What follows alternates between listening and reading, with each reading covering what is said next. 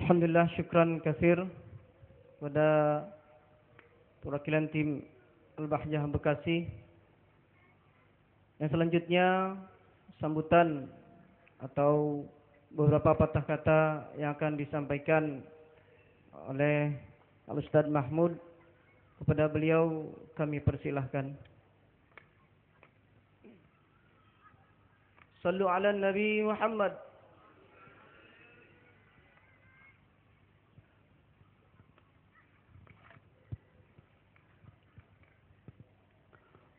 Assalamualaikum warahmatullahi wabarakatuh. Alhamdulillah. Alhamdulillahillazi arsala rasulahu bil huda wa dinil haqq liyuzhirahu 'alad dini kullih wa kafa billahi shahida. Asyhadu an la ilaha illallah wahdahu la syarika lah. Wa asyhadu anna sayyidana Muhammadan abduhu wa rasuluh la nabiyya ba'dah. Allahumma salli ala sayyidina Muhammadin wa ala alihi wa ashabihi wa man tabi'ahum bi ihsanin ila yaumiddin.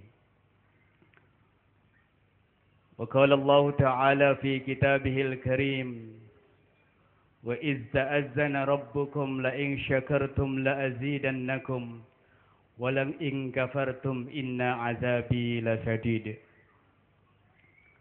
Wa qala fi nazmil amriti izil fata hasba i'tiqadihi rufi' wa kullu man lam ya'taqid lam yantafi' fa nas'alul mananna ayyujirana minar riya mudha'ifan ujurana.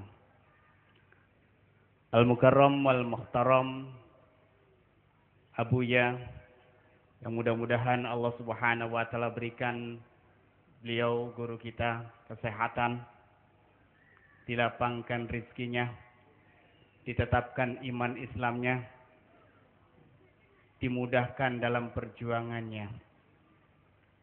Al-Mukarram wal Muhtaram Saif ya, Al-Ustaz Saif Abu Hanifah. Beliau selaku pengasuh pesantren Al-Bahjah Cirebon, Al-Bahjah 2 Cirebon, tapi di Cirebon ya. Hadirin sekalian, tokoh masyarakat, RW, ketua RW, kemudian ketua DKM, hadirin jamaah sekalian dirahmati Allah Subhanahu wa taala. Alhamdulillah, puja dan puji syukur mari kita sama-sama panjatkan kehadirat Ilahi Rabbi yang senantiasa melimpahkan rahmat dan karunia kepada kita sekalian, sehingga di malam hari ini kita bisa berkumpul dalam rangka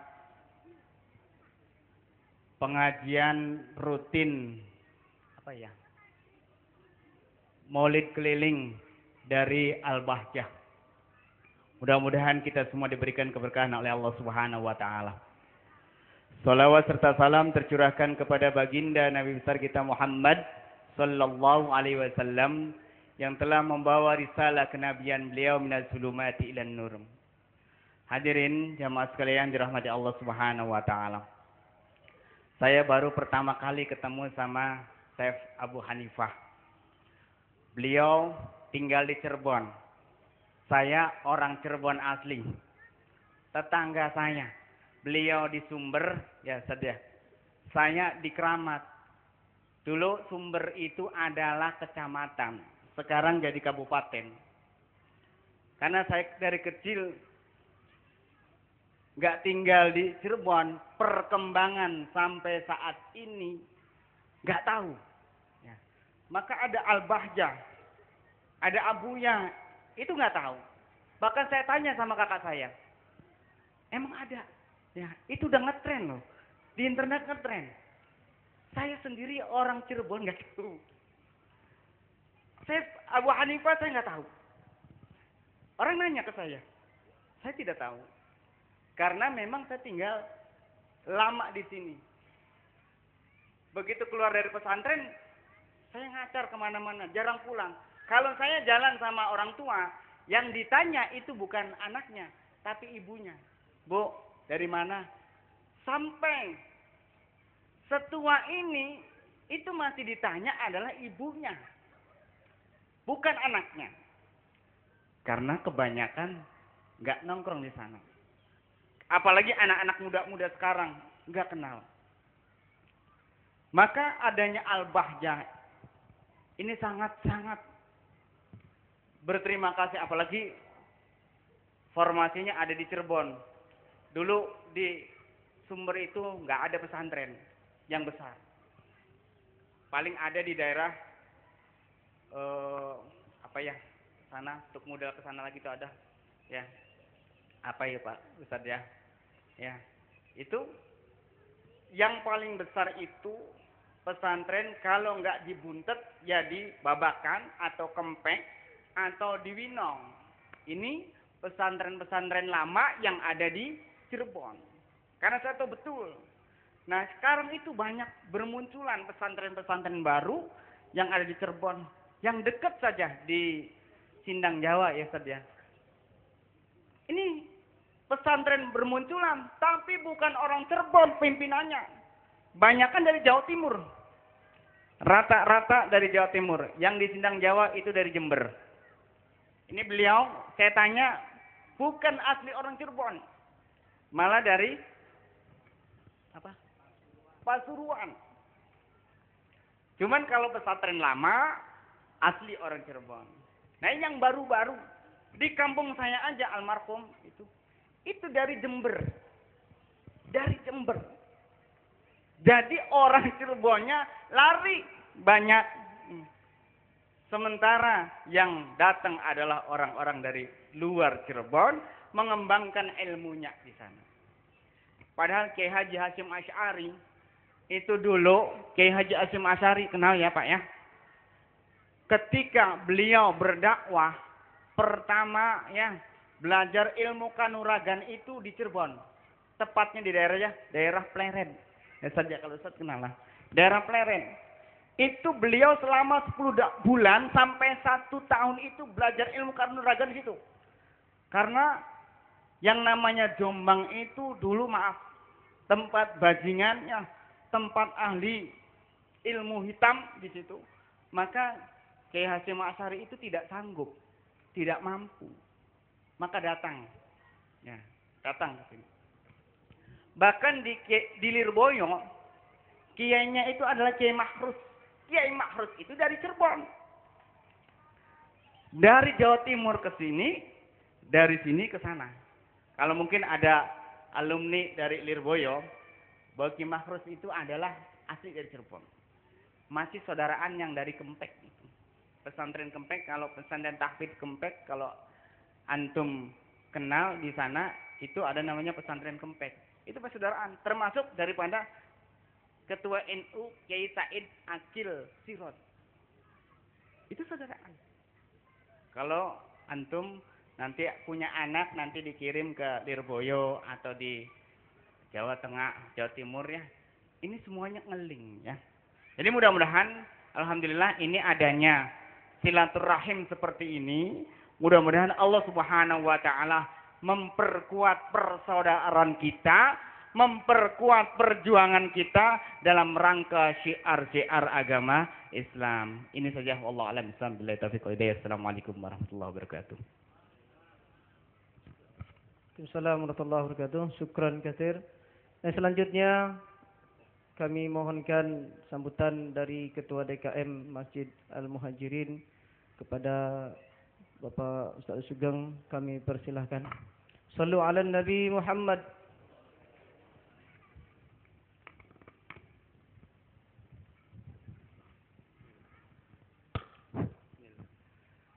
Bismillahirrahmanirrahim. Assalamualaikum warahmatullahi wabarakatuh. Alhamdulillahirabbil alamin wassalatu wassalamu ala anbiya'i wal mursalin sayyidina Muhammadin wa ala alihi washabihi ajma'in. Rabbi sadri sahri wa yassir li amri wa hlul 'uqdatam min lisani yafqahu qawli, amma ba'du.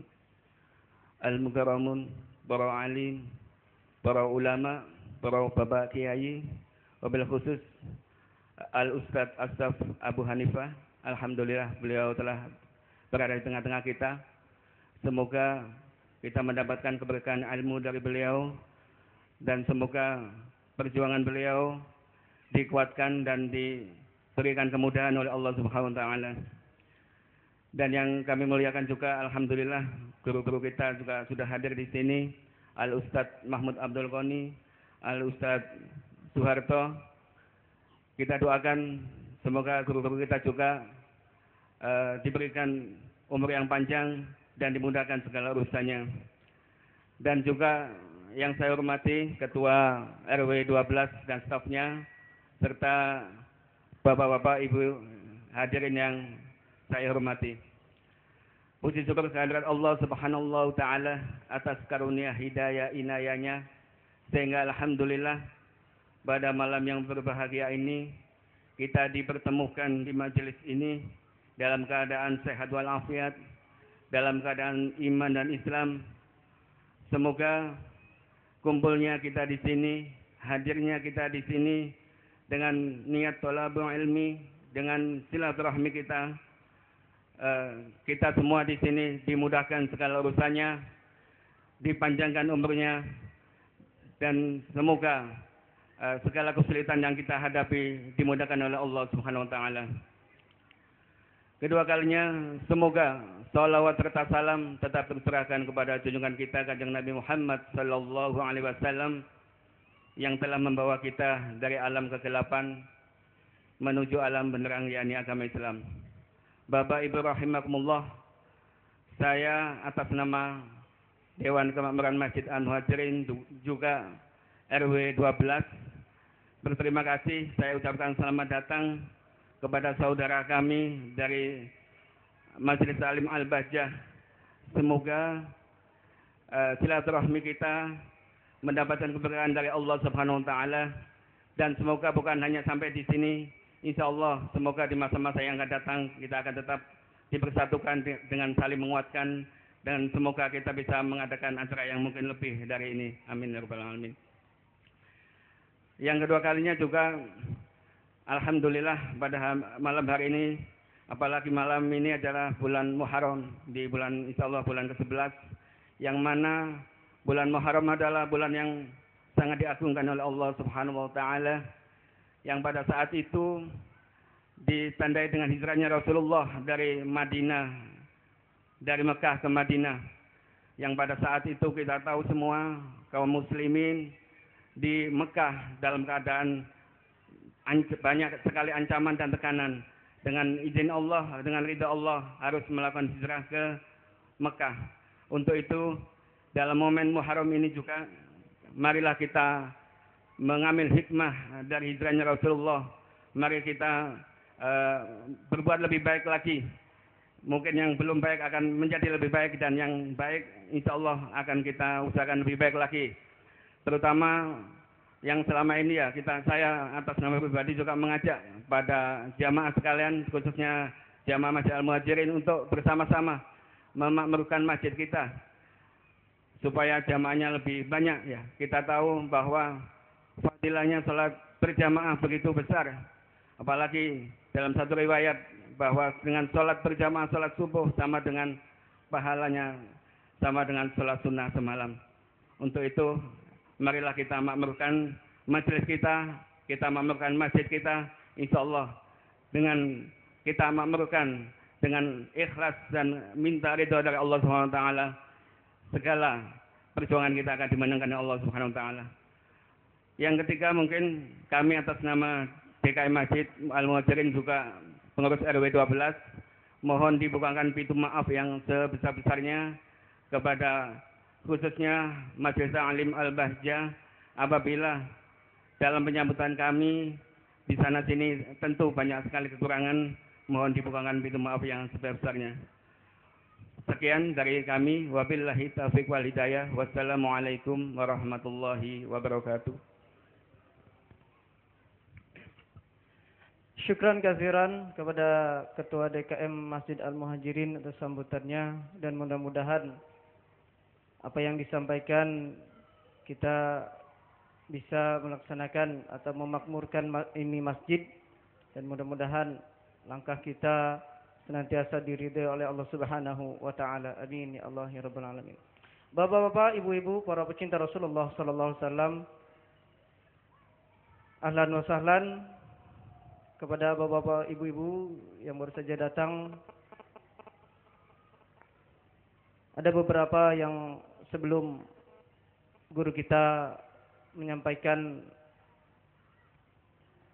tausiah atau mau'izah hasanah, kami informasikan dari tim pengembangan dakwah Al-Bahjah Bekasi kepada bapak-bapak, ibu-ibu yang mungkin sudah mendapatkan selebaran, yakni kegiatan Maulid Akbar Nabi Muhammad sallallahu alaihi wasallam bersama Majlis Al-Bahjah Cirebon. Bagi bapak-bapak, ibu-ibu yang berminat, yang hendak bersama tim pengemban dakwah Al-Bahjah Bekasi yang ingin ikut serta dalam hadir di kegiatan Maulid Akbar, silakan menghubungi panitia yang tertera di lembaran yang telah kami bagikan. Mudah-mudahan niat kita dan juga kita diberikan kesehatan dan umur panjang sehingga kita dapat hadir di acara Maulid Akbar Nabi besar Muhammad sallallahu alaihi wasallam di pondok di Majlis Al-Bahjah Cirebon, asuhan dari guru mulia Buya Yahya, yang dilaksanakan insyaallah pada hari Ahad pagi tanggal 19 Desember atau bertepatan dengan 13 Desember bertepatan dengan tanggal 1 Rabiul Awal. Itu saja yang informasi yang kami sampaikan. Untuk itu, marilah kita sama-sama dengarkan ilmu yang disampaikan oleh guru kita Al-Ustaz Syekh Abu Hanifah. Kepada beliau dengan segala hormat kami persilahkan. Sallu ala Nabi Muhammad. Sallu ala Nabi Muhammad. Allahumma salli wa sallim wa barik.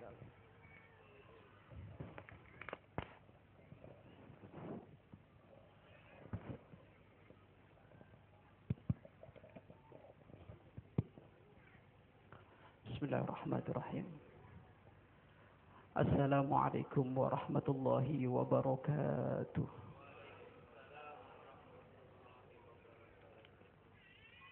Alhamdulillah.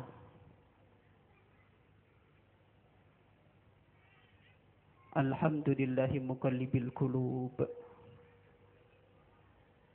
muhawwilil ahwali wad duruf, qabilit taub, ghafirid dunub. Wa sallallahu wa sallama ala al-habibil mahbub, habibina wa syafi'ina wa qurrati a'yunina sayyidina Muhammad sallallahu alaihi wasallam wa ala alihi wa ashabihi ajma'in. Allahumma ya Rabbana kama jama'tana fi hadzal majlis fajma'na yaumal qiyamah fil jannah ma'a habibika sayyidina Muhammad. Allahumma ya Rabbana a'inna ala dzikrika wa syukrika wa husni ibadatik. Allahumma ya Rabbana ikdi hajatina wa balligh maqasidana bihabibika sayyidina Muhammad. Ikdi hajatina wa balligh maqasidana bihabibika sayyidina Muhammad. Ikdi hajatina wa balligh maqasidana bihabibika sayyidina Muhammad. Allahumma ya Rabbana urzuqna at-taubata qabla al-maut والشهادة عند الموت والجنة بعد الموت. أما بعد. Hadirin hadirat orang tua kami, para jamaah Majelis Maulid Keliling setiap malam Ahad minggu keempat, yang mudah-mudahan keberadaan Anda semuanya senantiasa dicintai dan dimuliakan oleh Allah Subhanahu wa taala. Tidak lupa orang yang sangat berpengaruh di dalam perjalanan belajar kami. Beliau guru kita semuanya, Buya Yahya, yang mudah-mudahan beliau senantiasa dimuliakan dan dicintai oleh Allah Subhanahu wa taala. Tidak lupa beliau pengayom kita, para ustadz. Alhamdulillah beliau tadi sudah memberi sambutan, Ustadz Mahmud dan juga Ustadz Haryanto, dan juga para DKM Masjid Al-Muhajirin yang beliau telah berkenan untuk menjadi satu tempat yang kelak menjadi saksi kemuliaan di hadapan Allah Subhanahu wa taala dengan digelar majelis, khususnya majelis Maulid. Maka ini adalah sebaik-baiknya majelis yang bakal ada nilai di hadapan Rasulullah sallallahu alaihi wasallam. Para jamaah hadirin hadiratnya dirahmati oleh Allah Subhanahu wa taala. Lagi-lagi kami tegaskan keberadaan Anda di malam hari ini adalah saksi. Saksi bahwasannya Islam adalah agama yang sangat dibanggakan oleh Allah Subhanahu wa taala, dan pengemban solawat, pembaca solawat, penyanjung Nabi Muhammad sallallahu alaihi wasallam ini pun adalah manusia yang akan mendapatkan nilai di hadapan Rasulullah sallallahu alaihi wasallam. Maka kami kokohkan yang hadir di tempat ini berbangga. Hei manusia, kamu itu jangan pernah bangga dengan tambahnya harta tapi umurmu berkurang. Sekarang yang menjadi tren gaya kehidupan manusia, yang memang dia adalah orang-orang yang lalai dari Allah, menilai kemuliaan seseorang dengan hanya materi. Punya mobil ataukah enggak dia, jabatannya apa punya atau enggak dia, rumahnya seperti apa dia, gajinya seberapa dia. Banyak orang semuanya sudah menilai seperti itu. Akan tetapi Imam Ghazali menyatakan la tafrah bi ziyadatil mal ma'a nuqsanil umr. Hei, kamu jangan pernah bangga kamu dengan tambahnya hartamu, padahal umurmu setiap hari berkurang. Bapak Ibu, ada orang yang punya mobil kira-kira umurnya tambah 1 tahun? Yang baru beli motor kemarin kira-kira umurnya akan tambah 1 tahun? Enggak ada. Yang punya harta umurnya berkurang, karena hakikat umur kita ini enggak bakal bertambah tapi berkurang. Maka renungan kita insya Allah di malam hari ini, karena kita telah nyampe pada tahun baru Hijriah. Dan sekarang kita berada di bulan Muharram. Bulan Muharram ini adalah awal dari kalender Hijriah, awal dari kalender Masehi. Ini menunjukkan bahwasanya umur kita telah berkurang 1 tahun. Umur kita telah berkurang 1 tahun. Jikalau ternyata umur kita ditentukan oleh Allah 40 dengan adanya tahun baru Hijriah ini, maka umur kita berkurang 1 tahun lagi. Atau umur kita bertambah 1 tahun lagi. Artinya apa? Mendekati kita akan menghadap kepada Allah Subhanahu wa ta'ala. Ini yang jarang diingat-ingat oleh sebagian hamba Allah. Mereka kalau datang tahun baru, oh senang, sehingga tidak ada evaluasi. Bersenang-senang dengan tahun baru Hijriah, memang iya, itu adalah hukumnya wajib. Daripada bersenang-senang dengan tahun baru Masehi. Bersenang-senang dengan tahun baru Hijriah hukumnya wajib, karena itu tanda iman. Seperti yang sudah kita jelaskan pada pertemuan yang lalu, keberadaan Anda untuk mensyiarkan agama Allah itu adalah tanda hati Anda bertakwa kepada Allah. Yang bangga dengan kalender Islam, hatinya ada takwa. Yang bangga dengan maulid, hatinya ada takwa. Yang seneng kumpul-kumpul maulid kayak gini keliling setiap bulan, itu tanda hatinya ada takwa. Kita itu jangan lupa, kita itu jangan sampai kalah dengan orang-orang yang keliling setiap bulan tapi ngagendakan mabuk. Benar atau enggak? Ayo coba, orang-orang di antara kita yang enggak mau duduk di tempat ini, mereka semuanya mengadakan satu tempat keliling, tapi ternyata di situ ada mabuk, ada zina. Akan tapi ternyata malam ini kita tidak. Malam ini ternyata dijadikan malam ini malam cinta dengan Allah, malam cinta dengan Nabi Muhammad sallallahu alaihi wasallam. Maka saksikan ya Allah, siapapun yang duduk di tempat ini, yang datang dari manapun, jadikan beliau-beliau orang yang Kau ampuni dosa-dosanya. Amin. Baik, renungan. Ada yang sudah nyampe pasar Bekasi, ada. Ada yang sudah anak-anaknya diam-diam membelikan, ada itu kain kafannya siapa? Kain kafan kita. Kain kafan kita orang tua kami. Makanya Rasulullah SAW dalam hal apapun di dalam urusan menasehati, beliau tidak pernah lupa menasehati tentang kematian. Karena nasihat yang paling agung, dahsyat adalah mengingatkan orang kepada kematian. Sekerasnya hati siapapun, sejeleknya hati siapapun, kalau diingatkan kematian, dia akan sadar dan akan terenyuh.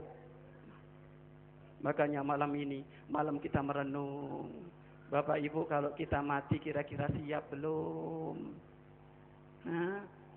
Al-mautu fuj'atun. Mati itu sesuatu yang mengagetkan. Mati itu sesuatu yang mengagetkan, Bapak Ibu.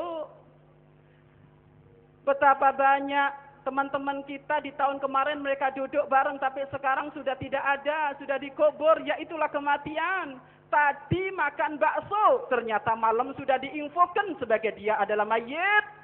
Banyak seperti itu. Makanya ayo kita persiapkan kematian kita untuk menjadi mati yang istimewa. Jangan sampai mati konyol, mati jelek. Yang mati konyol, mati jelek, oh sengsara di dunia dan di akhirat. Hati-hati. Makanya Bapak Ibu, ayo kita semuanya merenung. Dan ingat, orang yang ingat kematian hidupnya nggak bakal susah.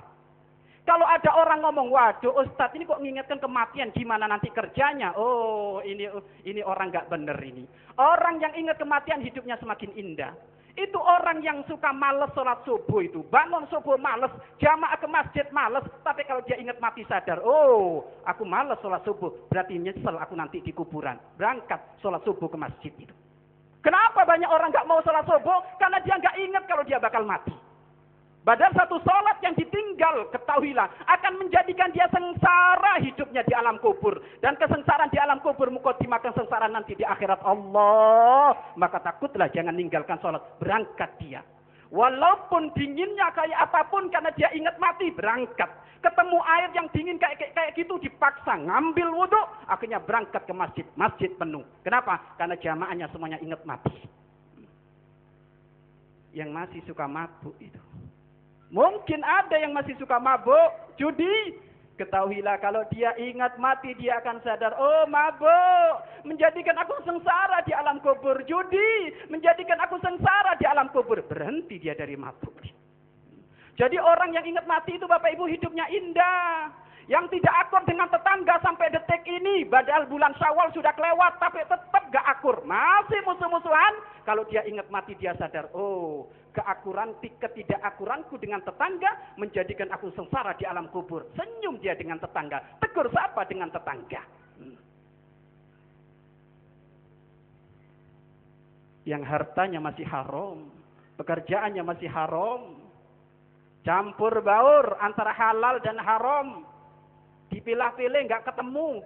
Halal haramnya masih campur. Kalau dia ingat mati dia akan rindu untuk mencari rezeki yang halal. Makanya ingat kematian itu menjadikan orang hidupnya indah. Nggak sumpah.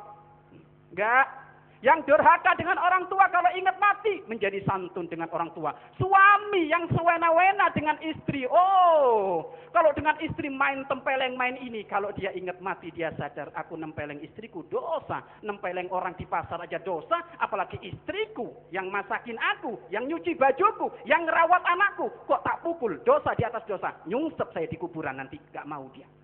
Coba lihat. Gak mau dia. Atau mungkin seorang istri yang kurang ajar sama suami. Oh suka nuntut, gak pernah terima kasih.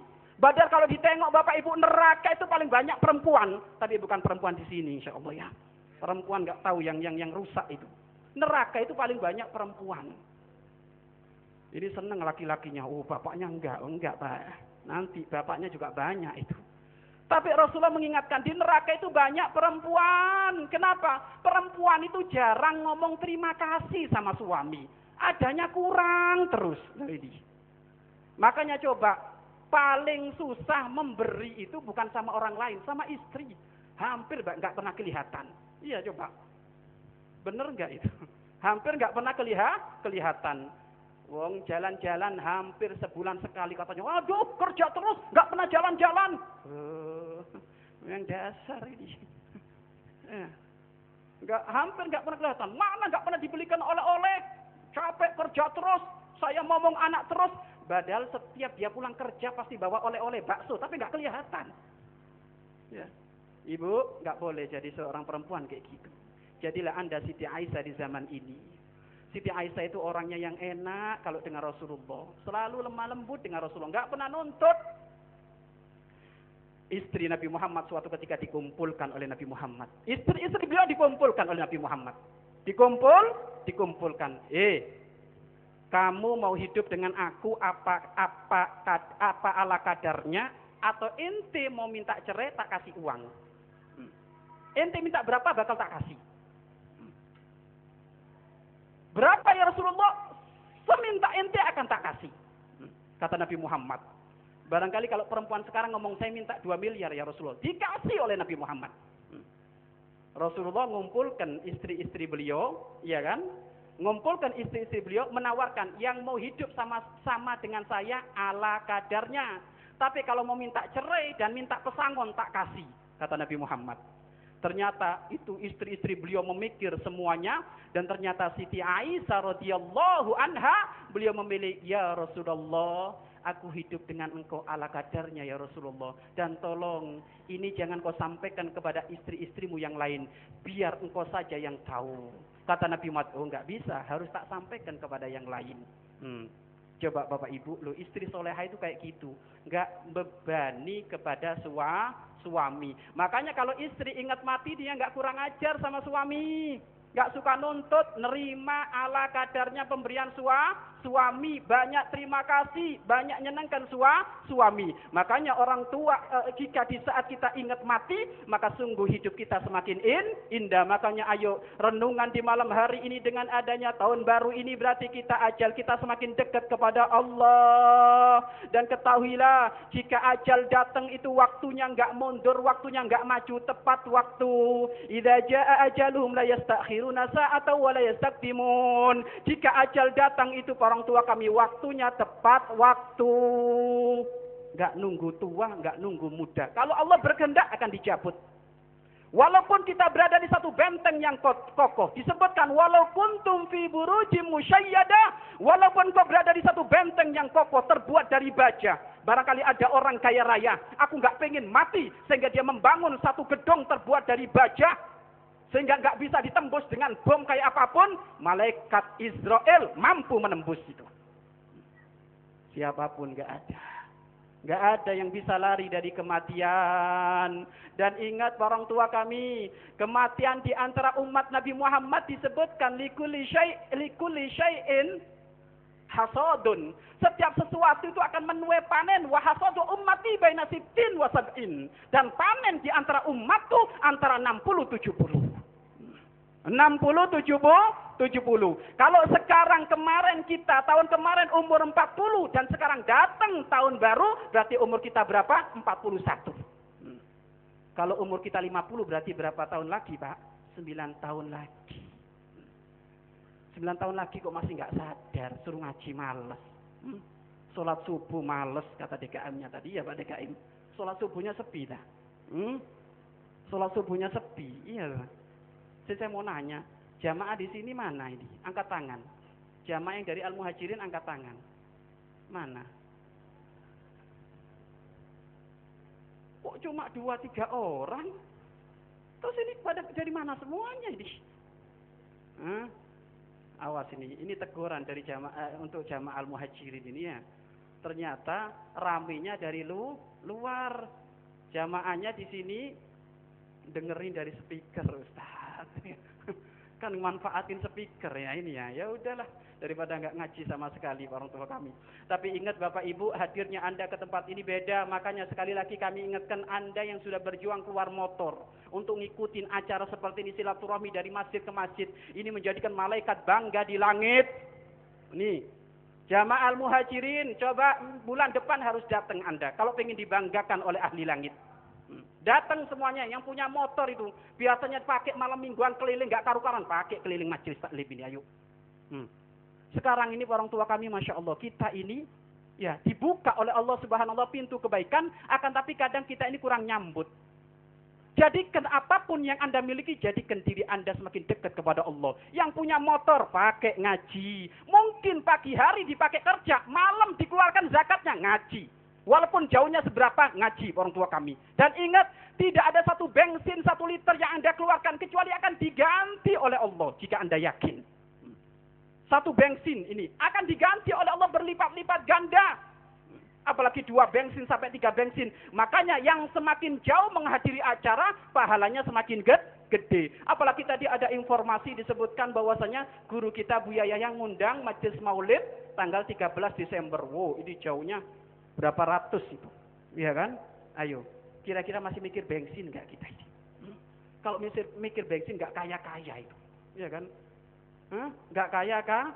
Nggak kaya-kaya. Ya. Ibu, Anda nggak perlu takut. Ada pepatah mengatakan, ma'akhaful faqro wa ana abdul gina. Aku nggak takut kiri, nggak takut fakir, sedangkan aku adalah budaknya dari Zat yang Maha Kaya Raya, Allah.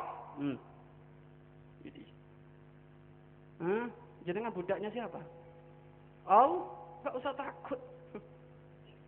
Bensin berapa saat? Maju, berangkat ya. Makanya kalau arahnya cuma arah Cikarang toh, ya rezekinya cuma batas Cikarang itu. Rezekinya cuma satu bensin cuman, iya kan? Yang nyamper ke muter-muter Cikarang toh ya cuma 1 bensin.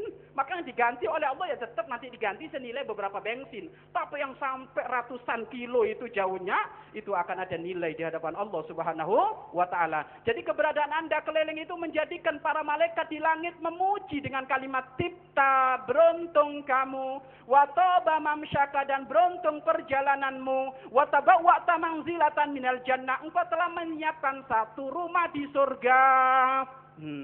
Yang suka ziarah dari masjid ke masjid ketemu temennya, masjid Al-Furqan ketemu jamaah masjid Al-Muhajirin, jamaah Al-Muhajirin ketemu dengan masjid Al-Berkah. Loh, ini menjadikan para malaikat kagum. Tipta, beruntung kamu, wa toba mamsyaka, dan beruntung perjalananmu. Makanya tidak ada sebaik-baiknya perjalanan kecuali perjalanan ngaji, perjalanan mencari ilmu, perjalanan membaca sholawat, perjalanan dzikir. Tapi ingat, sejelek-jeleknya perjalanan adalah perjalanan yang menjadikan dia lalai dari Allah, melanggar Allah Subhanahu wa Ta'ala. Baik, kita kembali. Umat Nabi Muhammad ini umurnya antara 60-70. Bapak Ibu, umurnya umat Nabi Muhammad antara 60-70. Kita sekarang umur berapa? Saya sekarang orang tua kami hampir 30. Kalau nyawa saya 40 tahun, berarti saya 10 tahun lagi mati.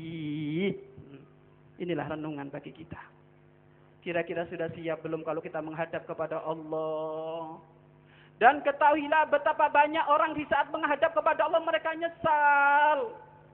Rabbirji'uni la'alli a'mal sholiha. Ya Allah, kembalikan aku ke muka bumi ini ya Allah biar aku beramal baik. Jadi semuanya mayit, semuanya jenazah, semuanya orang yang mati, mereka nyesel.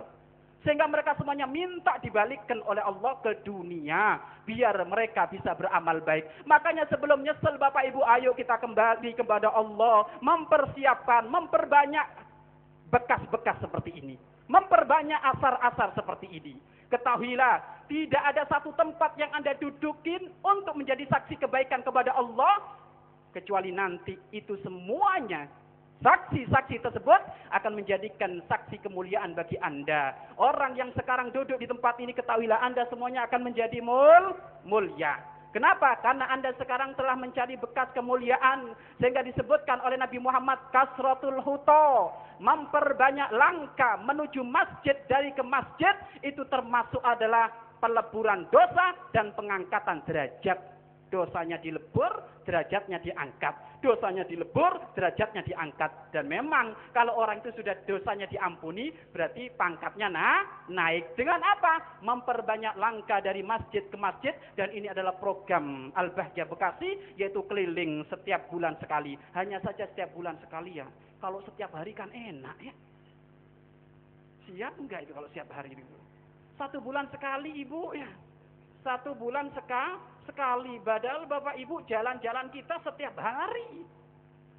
Jadi kalau 1 bulan sekali ya sudahlah, daripada enggak sama sekali, tidak apa-apa sudah. Yang penting 1 bulan sekali istiqomah insya Allah ya, diistiqomahkan. Bulan depan di mana bulan depan? Masjid Al-Mukar.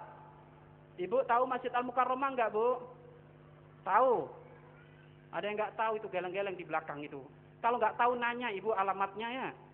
Wong kalau mau utang uang aja nanya alamat, giliran ini mau ngaji nyari alamat males ya. Yang enggak tahu nanya alamat ya. Kalau perlu kalendernya itu dibuletin. Kalendernya itu ditandain nih. Setiap malam Ahad keempat nih ada Maulid keliling Al-Bahjah Bekasi. Dan juga jangan lupa setiap Jumat malam Sabtu ada majelis rutinan di Masjid Al-Furqon. Itu memang sengaja yang keliling-keliling itu kami giring ke situ orang tua kami. Nanti di situ Bapak Ibu kita akan baca kitab di situ insyaallah. Kami sudah minta izin kepada Buya, insyaallah kita ingin baca kitab Adab Sulukil Murid, tata krama orang menuju Allah. Jadi orang menuju Allah itu ada tata kramanya, ada adabnya, ada akhlaknya. Jikalau ingin cepat nyampe kepada Allah insya Allah akan kita baca di majelis rutinan di Masjid Al-Furqon. Yang mau datang monggo, yang nggak datang berarti nggak pengin pahala ya, rugi orang kayak gitu.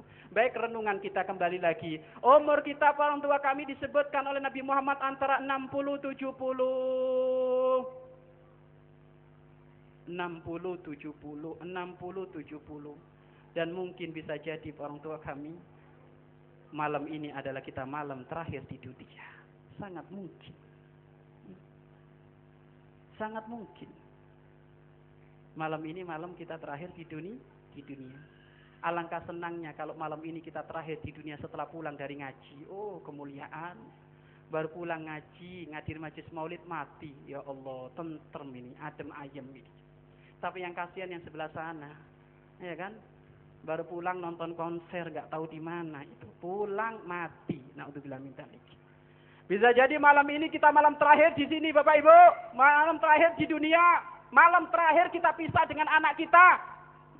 Malam terakhir kita ketemu suami kita. Malam terakhir kita ketemu istri kita. Maka merenungilah. Ketahuilah kematian itu adalah suatu yang mengagetkan. Mati datang gak pamit. Pulang pun gak pamit. Itu yang namanya mati. Tiba-tiba orang sudah digelontongkan di ruang tengah. Hati-hati. Makanya ayo merenungilah. Jangan sampai kita mati belum siap. Kalau kita mati belum siap kita akan sengsara.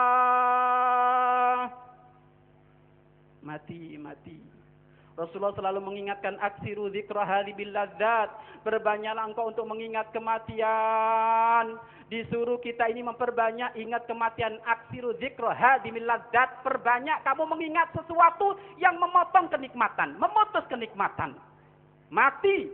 Yang suka dengan mobil diputus gara-gara mati. Yang suka makan diputus gara-gara mati. Yang suka dengan istrinya diputus gara-gara mati. Yang suka sama suaminya diputus gara-gara mati. Makanya dianjurkan oleh Rasulullah perbanyak ingat kematian. Yang memutus kenikmatan yaitu mati.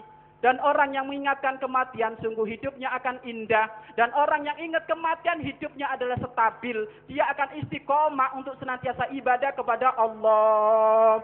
Akan tapi kalau ada orang ibadah kepada Allah nggak istiqomah, kayaknya ingat dunianya lebih gede daripada ingat matinya. Seakan-akan ia merasa hidup di dunia selama-lamanya. Padahal mati besok itu pasti. Kita semuanya akan mati Bapak Ibu. Renungilah ini. Anda akan nyampe pada satu masa Anda nggak bisa melihat saya dan saya tidak bisa melihat Anda, yaitu waktu kematian. Akan nyampe waktu itu nanti kita akan mati. Jangankan Anda, Nabi Muhammad yang dicintai oleh Allah Subhanahu wa taala harus dicabut nyawanya, apalagi kita. Apalagi kita. Nabi Muhammad itu orang yang dicintai, makhluk yang paling istimewa, nabi yang paling agung meninggal, apalagi kita. Kita semuanya akan mati, orang tua kami akan mati. Dan di saat kita mati, maka saat itulah kita panen amal yang kita lakukan di dunia. Kalau orang mati akan melakukan panen nanti di alam kubur. Sehingga disebutkan kalau dia itu adalah orang yang baik. Kalau dia adalah orang yang baik di saat dia meninggal, dia itu senang. Bahkan sampai disebutkan dalam satu riwayat, kalau ada orang yang meninggal, orang yang baik, dia berkata, Qaddimuni, cepat masukkan aku ke liang lahat, kalau dia orang baik. Disebutkan dalam kitab Riyadhus Shalihin, bahwasanya kalau ada orang mati dalam keadaan baik, maka ia tidak mau ditunda-tunda, tidak cepat dikubur. Sehingga mereka berkata, Qadimuni, cepat masukkan aku ke liang lahat, cepat masukkan aku ke liang lahat. Sehingga disebutkan oleh ulama ahli fikih, menunda pengkuburan mayit hukumnya makruh. Nggak usah. Kalau sudah disepakati oleh keluarga dikubur jam 9, nggak usah ditunda sampai jam 10. Nggak usah ditunda sampai jam 11. Nggak usah nunggu saudaranya yang jauh datang itu. Enggak. Kalau sudah ditentukan. Kenapa? Husnudon, ini mayit bener. Ini mayit baik. Kalau mayit bener, mayit baik, dia rindu pengen cepat dimasukkan ke liang lahat. Bagaimana liang lahat dirindu? Padahal liang lahat ada lebih sempit daripada kamar kita. Maka rugi di atas rugi. Kalau ada orang gara-gara punya kamar dan kamarnya ber-AC, tak punya lupa bangun malam, kamar kita nanti adalah liang lahat. Ajib. Ada orang, Masya Allah, gara-gara punya kamar sampai lupa gak bangun malam. Sampai lupa sholat subuh. Karena AC-nya saking dingin. Ketahuilah, rumah masa depan kita, kamar masa depan kita, liang lahat. Ini hati-hati. Liang lahat. Maka jadikan kamar kita itu saksi. Jadikan kamar kita itu saksi kemuliaan bagi kita. Sehingga disebutkan oleh guru kami Buya Yahya, hakikat majelis taklim itu bukan gebiarnya seperti ini. Kalau gebiarnya seperti ini banyak actionnya. Ada orang datang mungkin bukan karena Allah. Ada orang datang gak enak sama temennya. Makanya majelis seperti ini bisa jadi majelis action. Akan tapi hakikat majelis itu adalah kamar kita yang sempit. Berapa kali Anda sujud kepada Allah di situ. Berapa kali Anda menangis ada di situ. Yang kamar sering dipakai nangis, berbahagialah Anda di alam kubur. Istrinya pada tidur, anaknya pada tidur, dia ngadep pada Allah. Allahu Akbar. Dia sujud sambil menitikkan air mata. Itulah hakikat majelis taklim. Bahkan disebutkan, kalau ada ustadz gak mau bangun malam, gak pernah nangis kepada Allah, ini ustadz khianat ini. Kata Buya itu. Ada ustadz paling malas sholat malam. Nyuruhnya kok bisa. Nah, ini ustadz ini. Ini kelas kita ini. Kami bukan ustadz, kami cuma penyampai. Jadi ada ustadz itu, orang tua kami paling malas suruh sholat malam. Nah, paling malas banget. Disebutkan kalau ada ustadz gak mau sholat malam, ini ustadz khianat. Setiap malam harus tugasnya ada doain jamaah, ini malah tidur. Ya. Wah, ini jadi ustadznya gak layak ini. Ini ada orang tua kami, mudah-mudahan ustadz kita dijaga oleh Allah Subhanahu wa ta'ala untuk rindu bangun malam. Memang bangun malam itu sunnah, akan tapi kemuliaan di atas kemuliaan. Memang yang wajib adalah sholat 5 waktu. Barangkali ada yang berucap, ustadz, sholat malam kan sunnah, yang penting sholat 5 waktu. Iya, sholat 5 waktu memang cukup.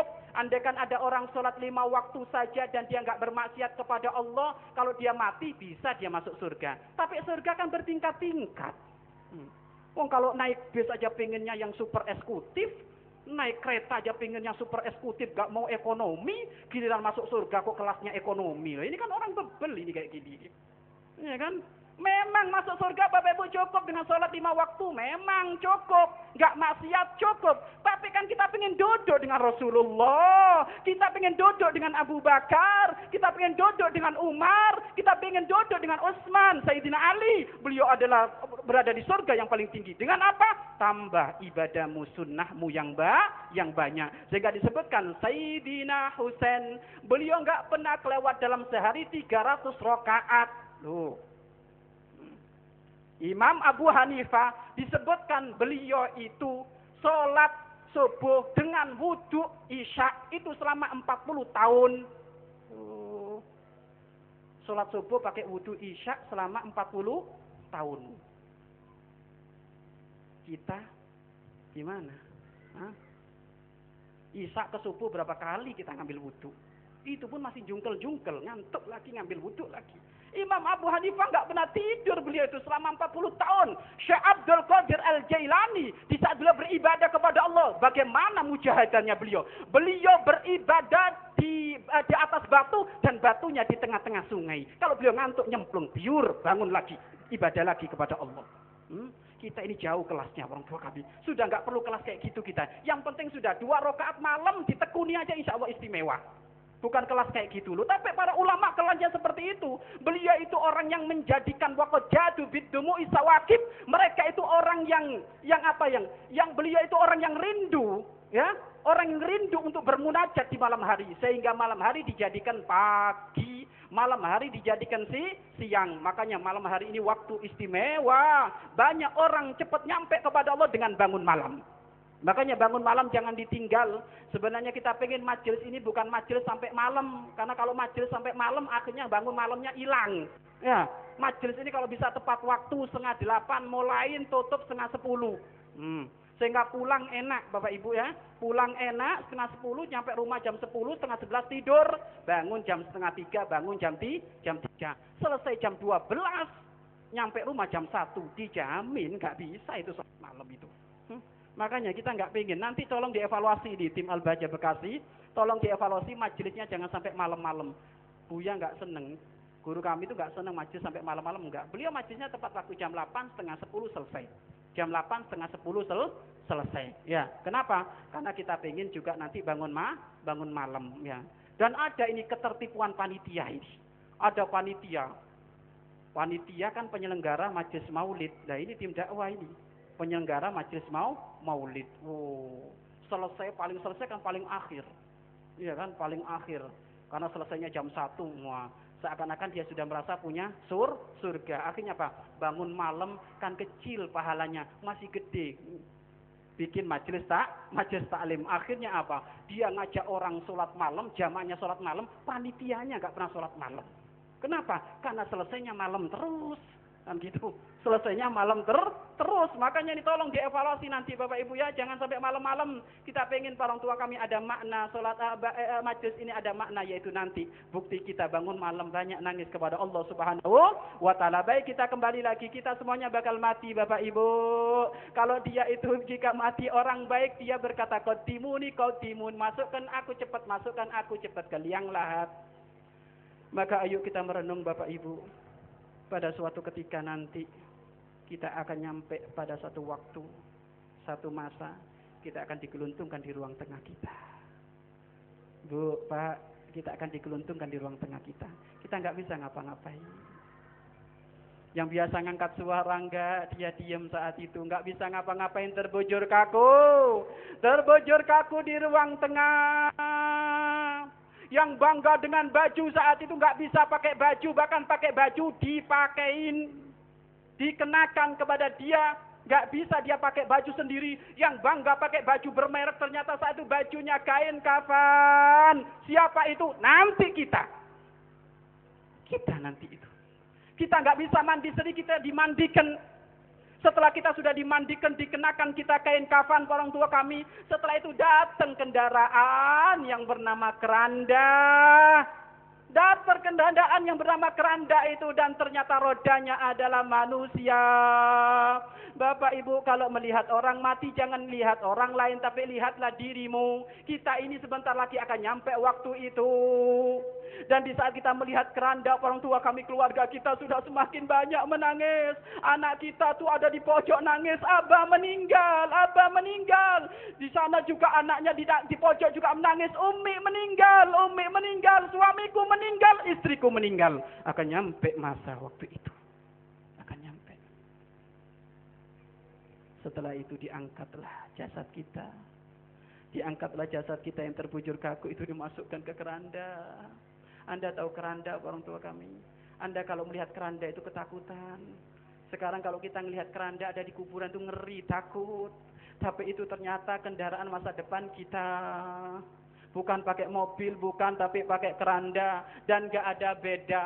Mau presiden, mau Pak Camat, mau orang biasa, Ustadz, Kiai. Kendaraannya nanti menuju kuburan pakai keranda. Semuanya akan nyampe itu. Ke kuburan ada kerandanya saat itu. Kemudian itu orang jenazah itu diangkat menuju keranda. Dan diangkat menuju keranda lalu kemudian diangkat. Kalau dia orang baik akan berebut untuk mengangkat jasadnya. Akan berebut. Tapi kalau orang jelek gak mau. Coba Anda tengok kalau ustadz kiai kalau mati coba yang mau nganterkan jenazahnya banyak berebutan. Sehingga sampai itu keranda berpindah-pindah dari satu tempat tangan satu menuju tangan yang lain. Karena beliau adalah orang baik. Maka disebutkan oleh para ulama. Mautul alim rohatun li nafsi wa mautul toleh rohatun li ghairi. Matinya orang baik itu kesenangan bagi dia. Orang baik mati kesenangan bagi dia. Apa? Surga Allah telah menunggu. Dia ditunggu oleh Allah. Sehingga dia senang, gembira. Waktu detik-detik aku bertemu dengan Allah saat ini telah tiba. Senang dia. Akan tapi mautut toleh rohatun li ghairi. Matinya orang jelek. Kesenangan bagi tetangganya. Kesenangan bagi orang yang lain. Oh, sampah masyarakat mati. Syukur. Yang tukang mabuk itu. Na'udzubillah min dzalik. Gak ada yang mau ngangkat jenazah kita. Kalau kita orang jelek. Gak ada. Mau ngantar ke kuburan gak ada. Yang mau nyolatin gak ada nanti kalau kita orang jelek. Tapi kalau kita orang baik berebut yang mengangkat keranda tersebut. Di saat itu keranda diangkat keranda. Dibawa menuju satu kuburan. Anda tahu kalau Anda sekarang ke kuburan Anda akan merasa ketakutan. Dan itulah nanti tempat kembali kita. Ayo coba. Kalau malam ini kita diajak ke kuburan ngapain gak ada perlunya. Tapi nanti kita akan tinggal ada di situ. Dibawa kita menuju ke kuburan dengan kalimat La ilaha illallah, La ilaha illallah, La ilaha illallah. Jika dia adalah ahli iman, mendengar kalimat La ilallah dia senang. Kenapa? Dengan La ilaha illallah dia sholat subuh berjamaah. Dengan La ilaha illallah dia bangun malam. Dengan La ilaha illallah dia infak sedekah. Dengan La ilaha illallah dia hadir majelis taklim. Makanya kalau orang itu baik mendengar kalimat La ilaha illallah dia semakin senang. Semakin senang. Karena dia beriman kepada Allah di dunia dengan kalimat La ilaha illallah. Setelah itu kita dimasukkan ke kuburan. Masuk ke kuburan.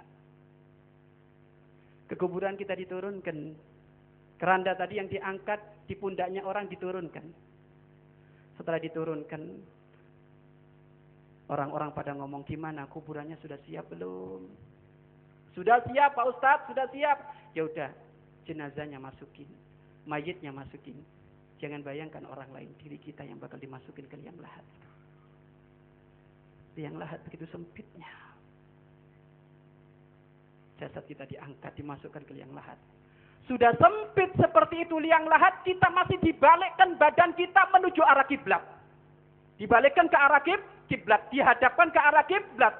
Di saat sudah dihadapkan ke arah kiblat, masih dipersempit lagi, dikasih patok-patok kayu lagi. Pahami makna ini. Dikasih patok-patok lagi kita. Sudah sempit liang lahat, masih dipersempit lagi. Kita ditutup dengan patok-patok.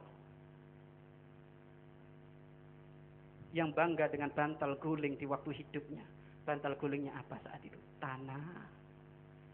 Tanah bantal guling kita Bapak Ibu. Yang hampir lupa nggak pernah bangun malam gara-gara bantal itu. Nanti bantalnya tanah. Kita akan kembali ke tanah. Sehingga nanti kalau sudah dimasukkan ke liang lahat, kita akan dihadapkan ke arah kiblat. Bayangkan ini, renungilah ini. Kita harus dihadapkan ke arah kiblat. Karena kalau ada mayit tidak dihadapkan ke arah kiblat, itu penguburannya tidak sah. Bahkan kalau sudah dikubur wajib dibongkar. Kapankah boleh membongkar kuburan satu di saat mayitnya tidak dihadapkan kiblat? Ini. Yang kedua, di saat mayit itu mati membawa janin yang masih hidup. Yang ketiga, di saat mayit itu mati membawa harta waris yang harus diwaris, kok ternyata ikut ke kubur, boleh dibongkar itu. Setelah kita dimasukkan ke liang lahat, dihadapkan ke arah kiblat, lalu ditaruh kayu-kayu yang panjang-panjang untuk bisa menahan tumpuan tanah agar supaya tidak menumpuk kepada kita tanah yang nanti akan diurukkan ke atas kita. Setelah semuanya sudah ditutup dengan kayu, baru kemudian pelan-pelan saudaranya satu tangan demi tangan ngambil debu, taruh pure, taruh di atasnya. Awal mula pelan-pelan, setelah itu langsung ditumpahkan tanah. ditumpahkan tanah kepada orang tersebut, itu nggak kaya, nggak melarat, nggak miskin, nggak melarat, nggak kiai, nggak ustadz, semuanya sama. Sehingga tanah itu akan ditumpahkan ke itu anggota tubuh, ke jasad tersebut ditumpahkan sehingga memenuhi. Setelah tanah merunjung sampai ke atas penuh, lalu di kanan kirinya ada batu nisan, namanya adalah Syekh Abu Hanifah mati. Renungilah ini. Itulah masa-masa kita akan panen amal kita di dunia. Setelah itu sudah dikubur, ternyata maisannya, batu nisannya sudah ditaruh di kanan kiri. Disebutkan dalam satu riwayat sahihah bahwasanya kalau orang sudah dikubur sampai selesai, itu orang di dalam si mayit itu dia akan mendengar terompah kaki manusia yang berjalan di atas. Sehingga satu persatu pulang itu ketahuan, loh tetanggaku pulang, adikku pulang, suamiku pulang, anakku pulang, terus pulang semuanya. Sehingga dia tinggal sendiri. Tinggal sendiri. Di liang lahat tinggal sendiri kita orang tua kami. Kita ini kalau lampu mati Bapak Ibu di kamar ketakutan. Teriak-teriak umi-umi nyalain lelennya, umi-umi nyalain lampunya. Bagaimana nanti kita di liang lahat? Renungi ini orang tua kami. Bagaimana nanti kita di liang lahat? Akan tapi kalau dia orang baik, dia nggak takut. Memang ada was-was. Ada rasa takut, iya, karena keluarganya pada ninggalin. Yang katanya suaminya cinta sekali kepada istrinya, ternyata paling lama dia baca Al-Quran, baca Yasin paling lama, paling 1 jam, setelah itu ditinggal. Uang anaknya yang digedekan mulai dari kecil sampai gede, gak lama-lama nunggu kita di kuburan, enggak, mereka pulang.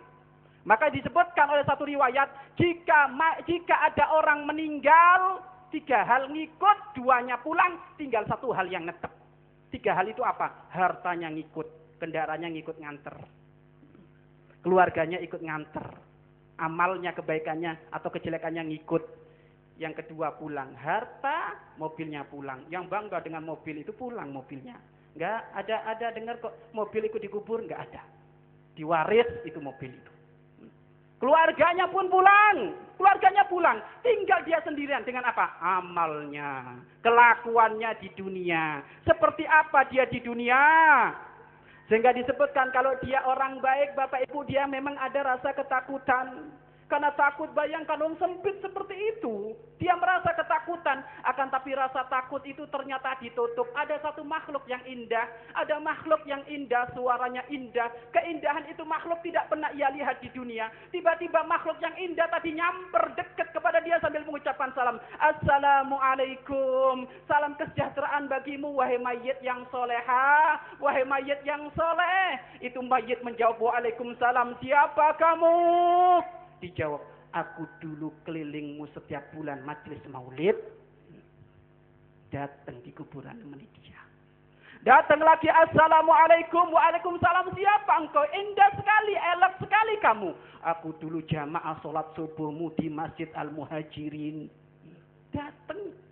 Datang lagi, assalamualaikum, waalaikumsalam. Siapa kamu? Aku dulu infak sedekahmu, engkau orang yang gak pelit. Datang amal kebaikannya. Datang lagi, assalamualaikum, siapa engkau? Aku dulu baktimu kepada orang tua. Aku dulu bangun malammu. Aku dulu ayomanmu kepada keluargamu. Aku dulu kesolehanmu kepada suamimu. Terus seperti itu amal-amal kebaikan datang menemani dia. Sehingga dia tidak ketakutan. Di saat sudah amal kebaikan datang semuanya. Malaikat mungkar nakir datang. Malaikat mungkar nakir datang. Dilihat kok temannya baik-baik semuanya. Malaikat mungkar nakir mewujudkan dengan wujud yang indah. Dan tutur kata pun indah. Datang kepada mayit itu. Mengucapkan salam assalamualaikum. Salam kesejahteraan kepada kau wahai mayit yang soleh. Aku ngerti kamu mayit yang soleha. Kamu mayit yang soleh. Aku ditugaskan oleh Allah untuk bertanya kepadamu. Kamu pasti bisa menjawab, kata mayit. Hanya ini tugas. Apa jawabannya? Apa pertanyaannya? Man rabbuk wa man nabiyyuk. Siapa Tuhanmu? Siapa nabimu? Kiblatmu siapa? Imammu siapa? Terus ditanya seperti itu. Ketahuilah, yang bisa menjawab jika dia punya amal kebaikan di dunia. Jika enggak punya amal kebaikan di dunia, dia tidak bisa menjawab. Barangkali ada orang hafal talqin bolak-balik.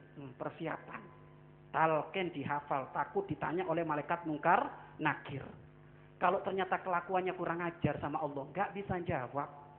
Yang bisa jawab itu bukan urusan hafal talqin.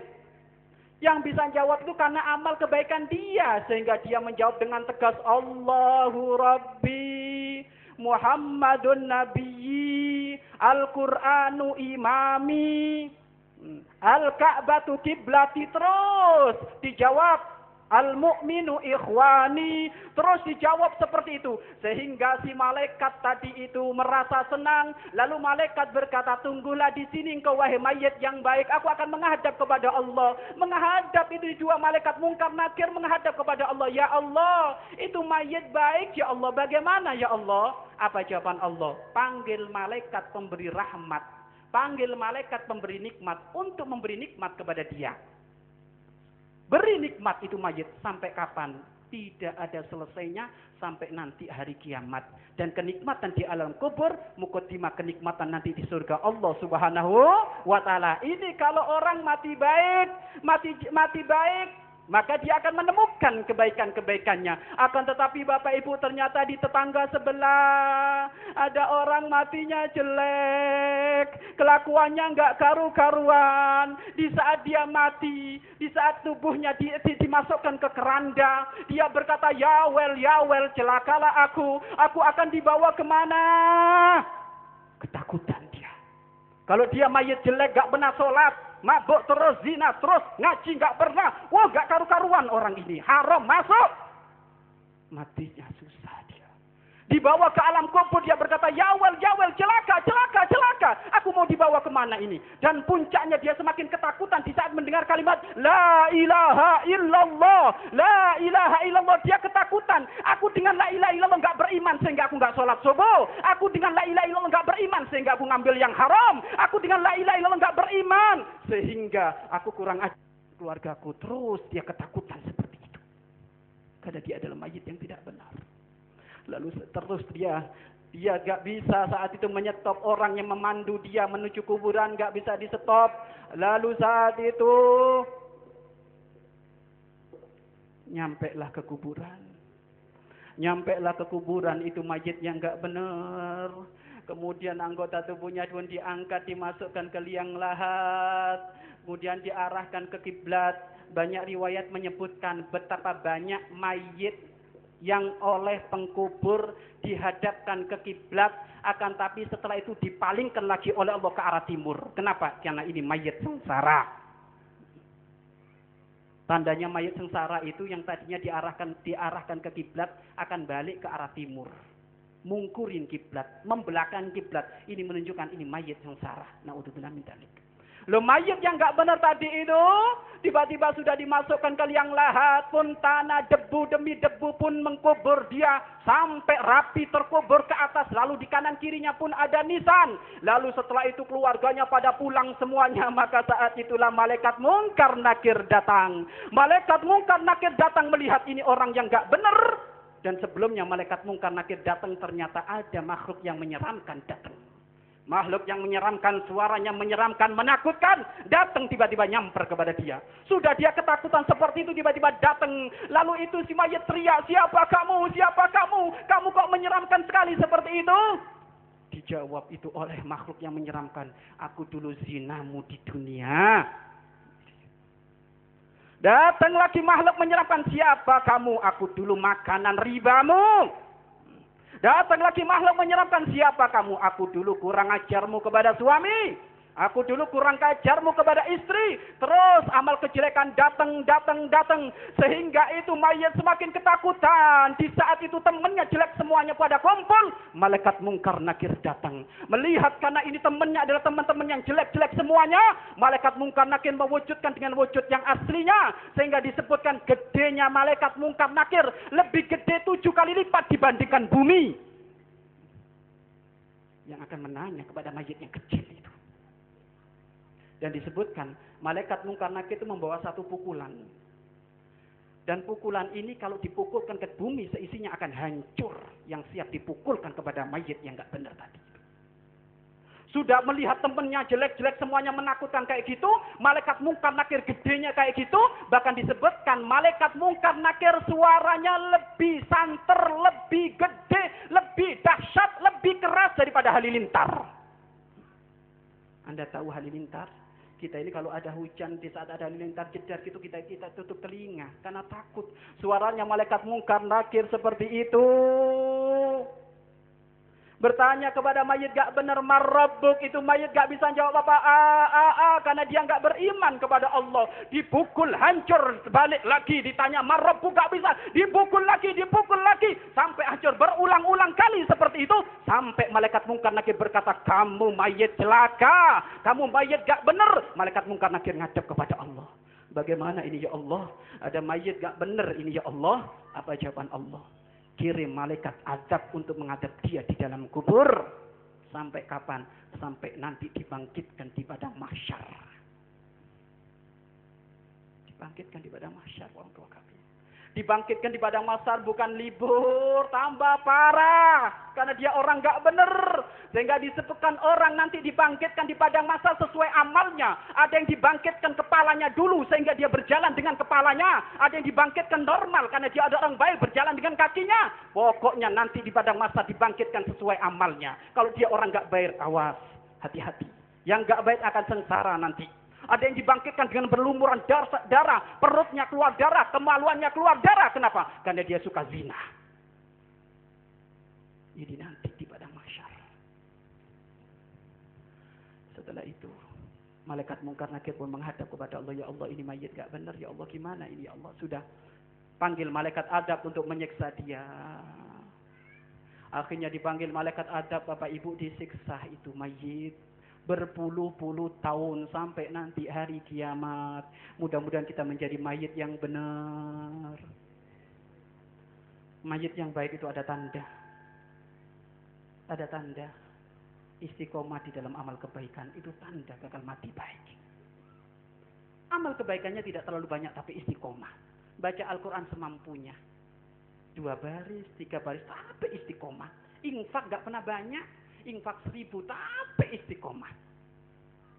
Enggak pernah muluk-muluk, istiqomah. Oh, ini menjadikan dia akan meninggal dalam keadaan husnul khotimah. Disebutkan kalau ada mayit yang baik, arwahnya itu oleh para malaikat dibawa, digiring menuju langit, dipamerkan kepada ahli langit. Hei, inilah mayit baik, doain mayit baik, dipamerkan.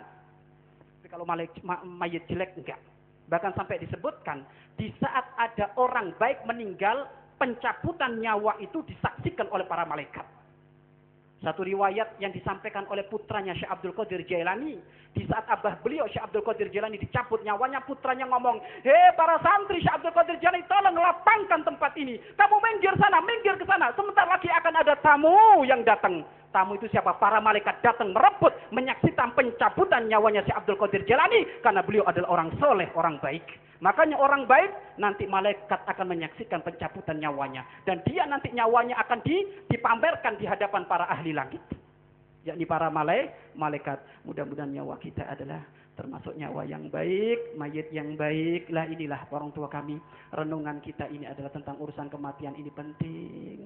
Nah, jangan sampai kita ini salah paham. Ada orang memahami hadis salah paham. I'malid dunya ka'annaka ta'isyu abada. Kerjalah untuk duniamu seakan-akan kamu hidup selamanya. Wa amali akhiratika ka'annaka tamutu ghadan. Beramallah untuk akhiratmu seakan-akan kamu mati besok. Ini banyak orang memahami keliru. Dengar nih. Kerja untuk duniamu seakan-akan kamu hidup selamanya. Ambil yang banyak. Dan ingat, beramallah untuk akhiratmu seakan-akan kamu mati besok. Pertanyaannya, hidup selama-lamanya mungkin tidak? Pak, hidup selama-lamanya mungkin tidak. Kalau mati besok Bu mungkin. Jangankan besok, nanti malam mungkin. Nanti malam mungkin. Siapa yang menjamin nyawa kita 1 jam ke depan hidup? Gak ada. Gak ada. Tadi saya menghadiri sholat jenazah tadi. Ada jamaah kami di Cirebon meninggal. Jamaah kami, saya nanya, ibu ini sakit tak? Enggak Ustaz, lagi sarapan pagi Ustaz mati.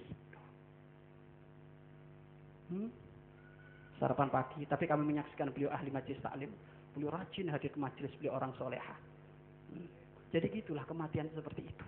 Makanya ayo Bapak Ibu dipersiapkan. Kita memperbanyak kembali kepada Allah Subhanahu wa taala. Wa tazawwadu fa inna khairaz zadi taqwa. Berbekallah menuju Allah dan sebaik-baiknya bekal adalah takwa. Menjalin hubungan baik dengan Allah dan menjalin hubungan baik dengan sesama manusia. Insya Allah yang ahli ngaji, insya Allah matinya selamat, husnul khotimah. Amin amin ya rabbal alamin. Baik, inilah tidak panjang lebar. Sudah jam berapa ini? Jam 10, setengah 11 ya. Kalau saya naik jam 8, waduh sampai setengah 11 kan ngomong banyak ya. Nah tadi naiknya karena kemalaman ya, akhirnya seperti ini. Sudah ya, sedikit saja Bapak Ibu. Mudah-mudahan pulang ini direnungi. Mohon maaf Bapak Ibu ya, kalau ceramah dengan kami nggak ada guyonnya ya. Wong ceramah tegas kayak gini aja kadang lupa, apalagi guyon. Nggak ada. Kalau pengen dengar majelis kami ya kayak gini sudah. Kami diajarin oleh guru kami yang majelisnya kayak gini, orang tua kami. Mudah-mudahan ini semuanya membekas, menjadikan kemuliaan bagi kita semuanya. Amin amin ya rabbal alamin. Selanjutnya untuk menambah keistiqomahan, barangkali ada yang mau ditanyakan, mangga dipersilakan. Wallahu a'lam bishawab. Alhamdulillah, syukran katsiran. Bapak Ibu rahimakumullah.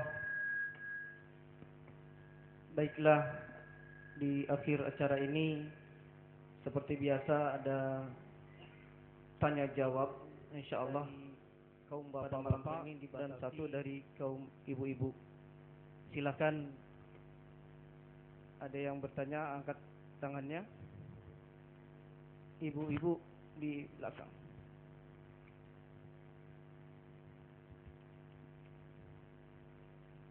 Mohon disebutkan namanya Ibu ya.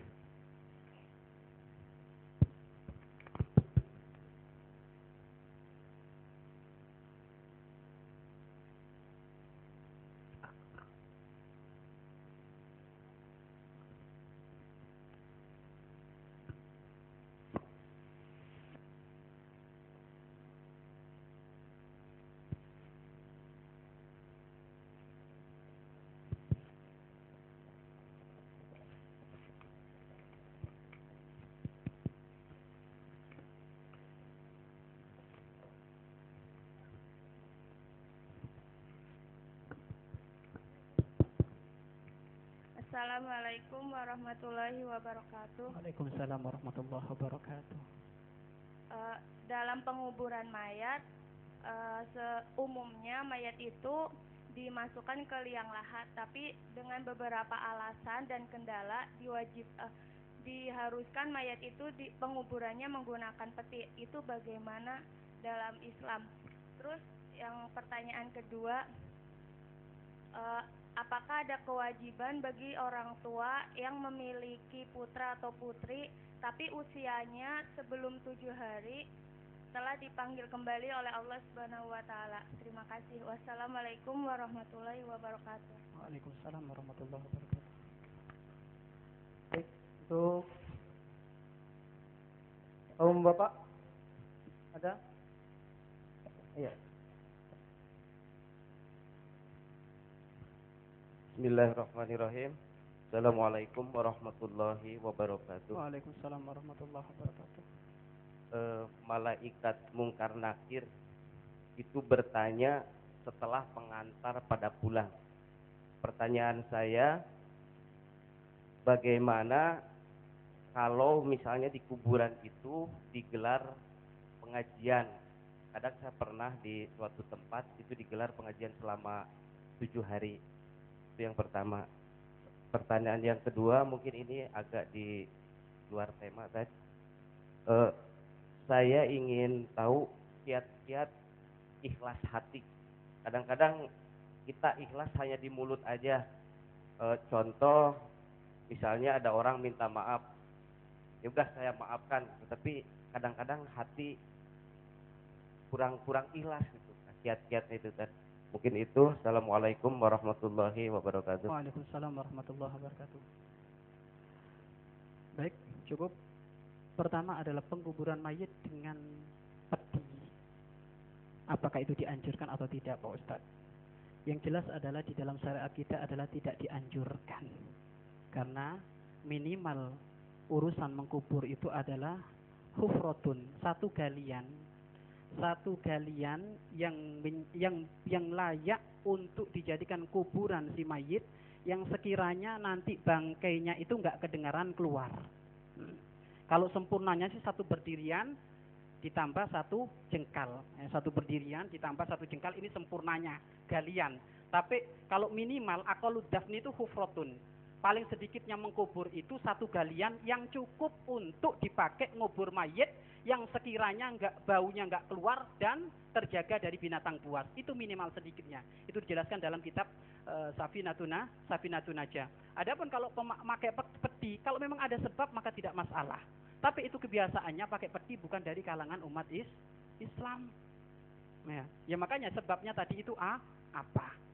Ya kan? Sebabnya tadi itu adalah apa? Tapi yang jelas cara pengkuburan umat Islam adalah tidak pakai peti. Nah, ini yang diajarkan di dalam Islam ya. Wallahu a'lam bishawab. Terus yang kedua tadi apa? Apa? Kewajiban orang tua kepada anaknya yang meninggal di saat usia 7 hari. Kewajibannya seperti hanya orang gede, orang dewasa. Wajib dimandikan, wajib dikafani, wajib disolati, dan wajib dikubur. Sama, ya. Sama. Kenapa? Karena kalau bayi usia 7 hari itu berarti sudah normal, ada bentuknya, ada jasadnya. Kecuali keguguran. Kalau keguguran itu kan yang keluar adalah bakalnya janin. Maka kewajiban bagi orang tua apa?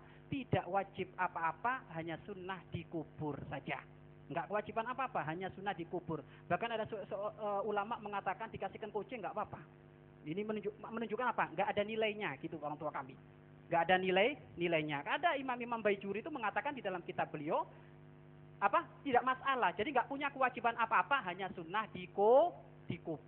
Nah ini. Tapi kalau usia 7 hari, ini jelas ada tanda kehidupan, nangis, ada bentuk, ya kan? Buktinya berumur sampai 7 hari. Nah ini bagaimana? Maka kewajiban bagi orang tuanya apa? Memandikan, mengkafani, mensolati, dan mengkubur. Ulama nambah lagi. Apa? Dikirim ke kuburan. Ya. Nah, ini kalau nggak ada yang ngirim terus gimana nanti lah. Ini ada ulama yang mengatakan kewajibannya ada 5, ada yang mengatakan 4. Jadi intinya kewajiban bagi orang tua adalah 4 hal, yakni seperti hanya orang dewasa. Wallahu a'lam bishawab. Terus yang apa tadi? Oh, baik. Pertanyaan malaikat mungkar nakir itu maknawi, Pak. Artinya nggak bisa kelihatan hissi. Mau di atas baca Yasin, baca apa, kalau malaikat mungkar nakir, kalau sudah prosesi penyemayaman selesai, ya malaikat mungkar nakir datang dan nggak bakal ngaruh. Walaupun dipecut, dirotan di situ ya kita mah nggak kedengaran, ya kan? Jadi itu karena itu adalah urusannya maknawi, nggak kelihatan apa, nggak kasat mata, ya kan? Karena malaikat itu kan termasuk jisimnya adalah jisim yang lembut, yang tidak bisa yang tidak bisa dilihat oleh mata, jadi tidak berpengaruh. Andai kan kalau memang terjadi saat itu ada acara sampai 7 hari, bagaimana Pak Ustadz? Tidak masalah, ngirim doa kepada orang yang mati tidak apa-apa. Kalau perlu jangan sampai 7 hari, setiap hari, ya kan? Nah kalau sampai 7 hari, setelah 7 hari libur dong, nggak ngirim doa, ya kan? Hanya ini saja barangkali disampaikan oleh beliau, bikin acara di kuburan Pak Ustadz sampai 7 hari, itu boleh ataukah tidak? Kalau memang tidak mengganggu satu kuburan yang lain, iya kan? Nggak ganggu kuburan yang lain, dalam arti nggak ganggu kuburan orang yang lain, nggak jadi menjadikan sebab rusak pemakaman orang lain, nggak masalah. Sekarang coba bikin tabligh akbar di kuburan, kayak kurang kerjaan ini ya, wong lapang banyak. Bikin tabligh akbar di kuburan, berarti semuanya naik di atas nisan itu nanti. Ini ada, ini kebiasaan di Cirebon. Ada di Cirebon tuh ngunjung makom. Kayak kami pernah diundang, ngunjung makom, pengajiannya hampir 11:30, ceramah di tengah-tengah kuburan itu. Waduh, ini suruh ngerenung bener nih kita ya, belajar mati nih. Ada ngunjung makom, ini Ustadz Mahmud ngerti. Ngunjung makom itu jadi acara setiap tahun, bikin acara di kuburan.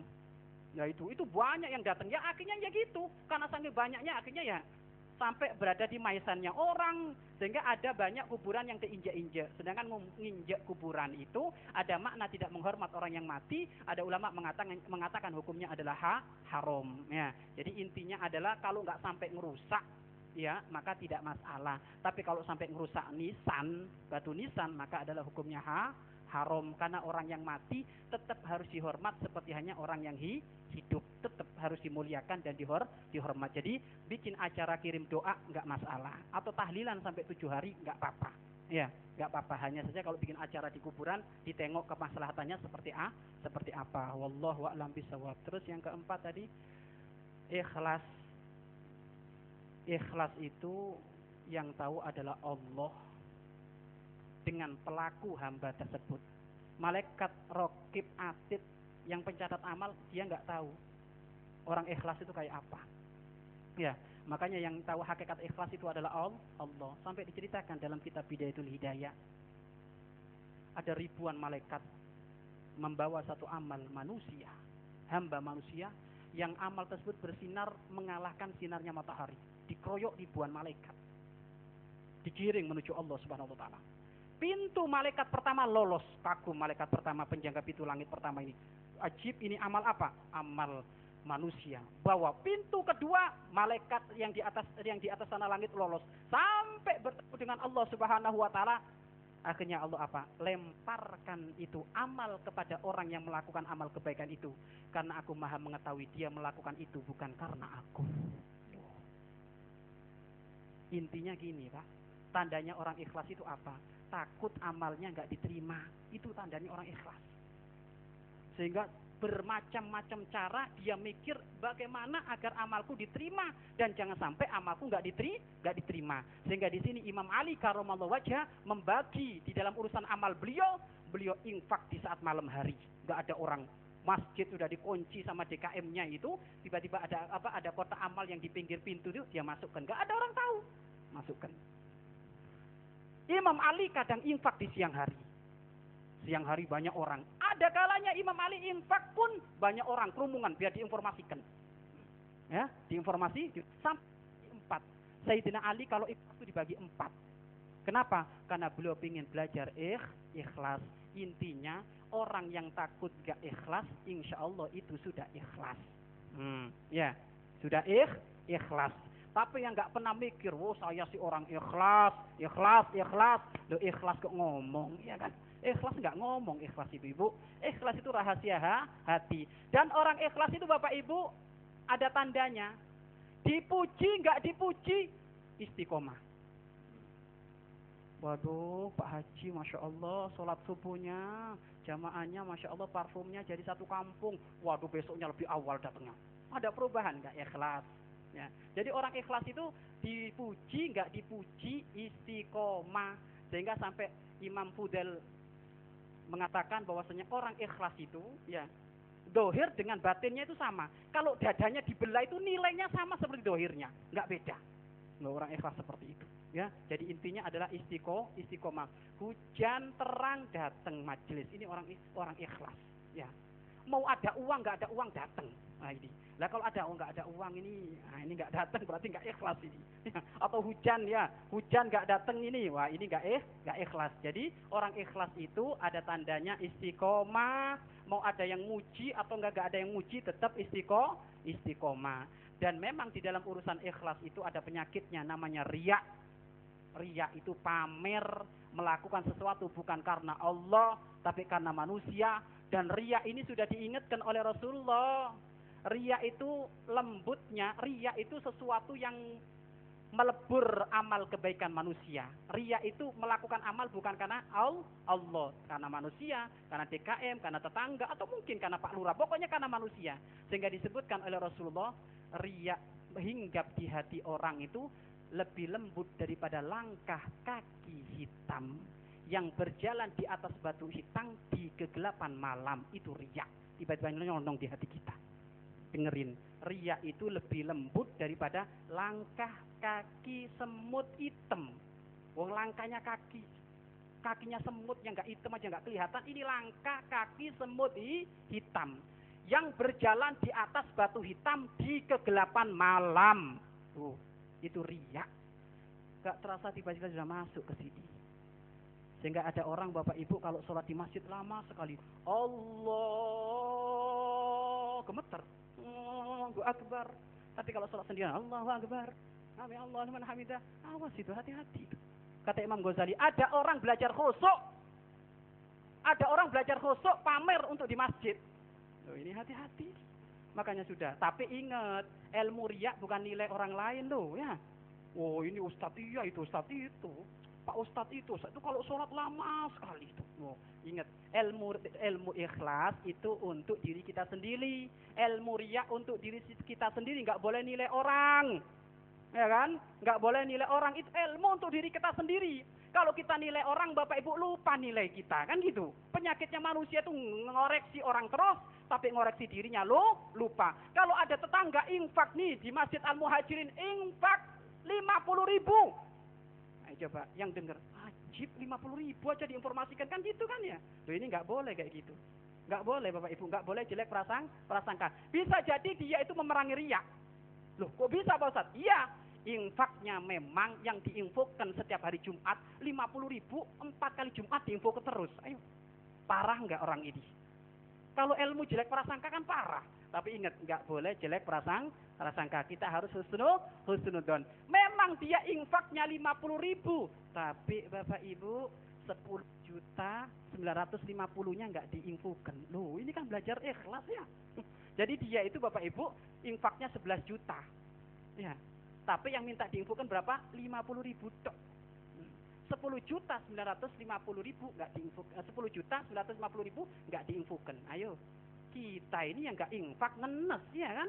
Masuk neraka, seudon lagi. Ya kan? Makanya sudah, jangan jelek prasangka sama siapapun. Ilmu ikhlas untuk diri kita, ilmu riya untuk diri kita. Jadi intinya agar supaya hati kita ikhlas bagaimana orang tua kami, ya, agar supaya ikhlas ada amalannya.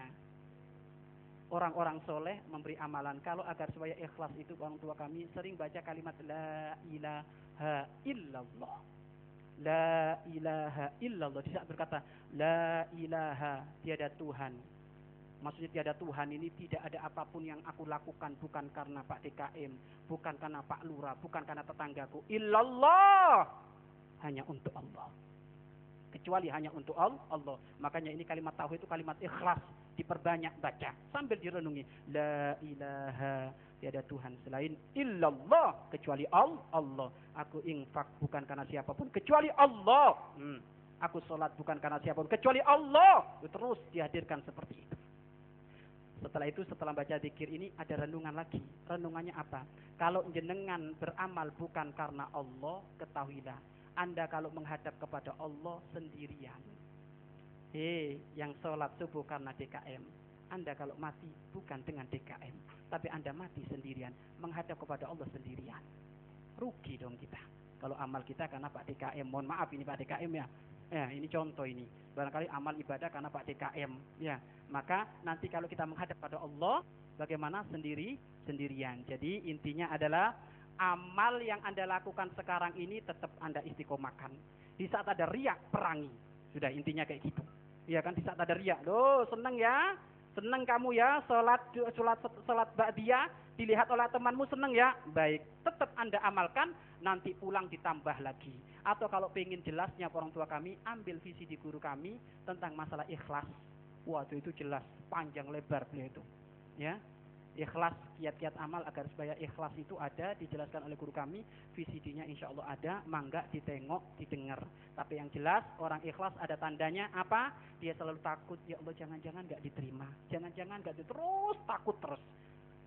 Yang takut amalnya tidak diterima, insya Allah itu tanda ikhlas. Tapi yang nyantai-nyantai, sok ikhlas itu bisa jadi amalnya nggak ikhlas. Mudah-mudahan amal kita diberi keikhlasan oleh Allah Subhanahu wa Ta'ala. Cukup insya Allah.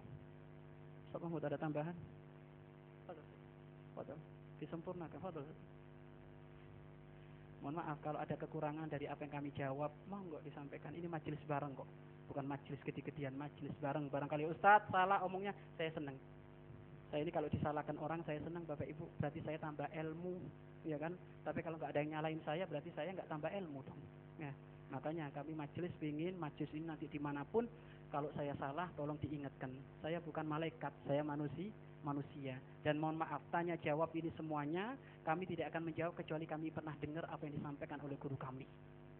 Kami itu hampir setiap hari dibekali tanya jawab terus sama Buya itu. Makanya kami nggak mau jawab kecuali saya pernah dengar omongan guru kami. Kalau saya nggak bisa ya berarti saya ngomong saya nggak bisa, wallahu a'lam. karena ini amanah. Ya. Orang-orang jawab pertanyaan itu bukan kayak orang promo. Kalau orang promo kan banyak bohongnya ya. Orang jualan es krim itu banyak bohongnya Bapak Ibu ya. Mohon maaf es krim promo terus. Tapi kalau orang memberikan fatwa ini harus amanah.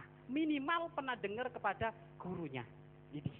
Kalau nggak pernah dengar sudah bilang wallahu a'lam. Itu separuh dari jawaban. Nanti buka buku nanya lagi ya. Baik, ini saja yang bisa kami sampaikan. Selanjutnya kita tutup dengan doa. Bismillahirrahmanirrahim. Alhamdulillahirabbil alamin. Allahumma shalli wa sallim ala sayyidina Muhammad wa ala ali sayyidina Muhammad. Allahumma arhamna wa la tu'adzibna wansurna wa la tahdulna wa afina wa la tumritna wa akrimna wa la tuhinna wa asirna wa la tu'sir alaina innaka ala kulli syai'in qadir. Allahumma ya Allah, ya Allah, ya Allah. Kami yang hadir di tempat ini ya Allah, hamba-hambamu yang rindu pengampunanmu, maka ampunilah kami ya Allah.